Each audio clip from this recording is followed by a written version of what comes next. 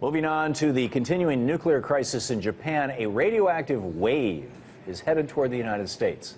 Scientists with the Woods Hole Oceanographic Institution are tracking debris from last year's Japanese earthquake and tsunami as it makes its way across the Pacific Ocean. That debris, which carries with it extremely high levels of radiation, is currently 186 miles off the coast of Japan and could start lashing the coast of the United States within the year, depending on the currents. Scientists are immediately concerned about marine life being hit with radiation levels millions of times above normal. But by next year, it'll be in our marine food supply, our rain, and our coastal waters. So more than a year after the Fukushima nuclear crisis began, the world is still suffering its effects, with more to come. But despite all that, the Japanese government is reportedly preparing to restart one of its nuclear reactors. This week, the Japanese Prime Minister will meet with cabinet officials to discuss turning on a nuclear reactor in western Japan that's been shut down since the Fukushima crisis began more than a year ago. So why hasn't the world learned the lessons of nuclear power yet, even as radioactive waste is heading toward the U.S. West Coast? Kevin Kamps joins me now. He's the radioactive waste watchdog at beyondnuclear.org. Kevin, welcome back. Thank you, Tom. So what is going on here with the Japanese saying, I thought, last time we talked, in fact, I thought that the consensus in Japan was no nukes. Well, there's strong citizen pressure to keep now 53 of 54 reactors in Japan shut down. There's only one operating commercial reactor in Japan. It's going to shut down in early May. Japan will be a nuclear-free zone, and it's because of the anti-nuclear movement of Japan, the common citizens of Japan who, because of Fukushima Daiichi, don't want those risks in their lives anymore. And what the government and the industry are worried about is if they enter the summer with no reactors online and people's lights are still on, the electricity supply is stable, the air conditioners are working, people are going to start to ask, why do we have these risks in our midst? So the federal government, as you said, is sending their Minister of Economy, Trade and Industry to Fukui Prefecture in western Japan to try to convince the governor there who wants guys need a nuke. Safety upgrades in place before the restart. That's kind of a reasonable request, Sure. to just get out of the way. And the feds are hinting they may just override him at this point. Whoa.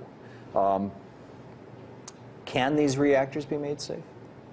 No, I mean, if you lose electricity from the grid, if you lose the emergency diesels, as happened at Fukushima Daiichi, be it an earthquake and tsunami, be it some other natural disaster, Japan just in recent days was hit by another major storm.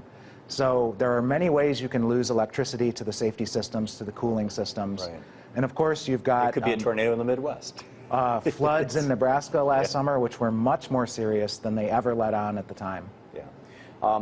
This wave of radioactive waste, or what has become now this, I don't know the word, beachhead or whatever, this just plume, I guess is a pretty good word, that is coming off Japan and heading towards us. What is it? What does it mean?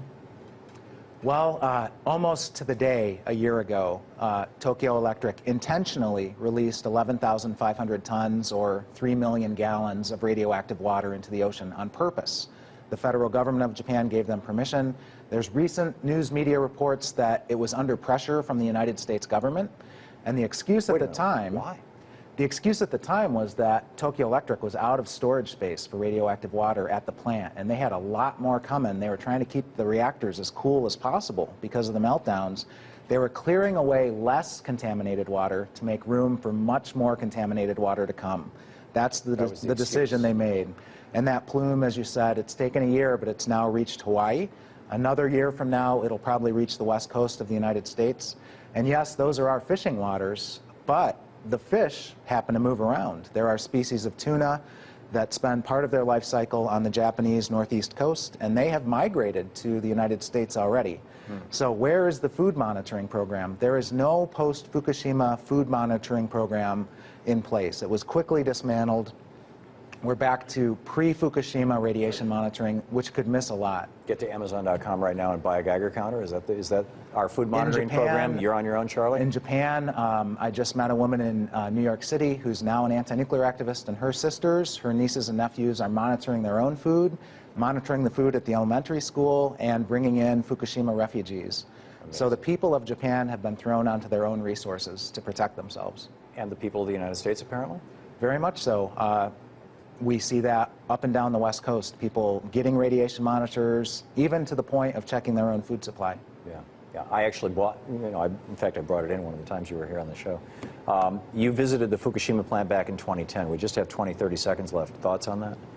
Well, it's a dead zone where I went to, and the wonderful people I met are scattered to the wind across Japan and other countries. I also visited Fukui. I went to a 1,200-year-old Buddhist temple, and they have been a strong leader in the resistance to those reactors that now are slated for restart. That's great. Kevin, thanks so much for being with us tonight. Thank you. It's always great to see you, even though it's rough news. I appreciate it. It's time for a worldwide ban on the most expensive and the most dangerous form of electricity generation on Earth.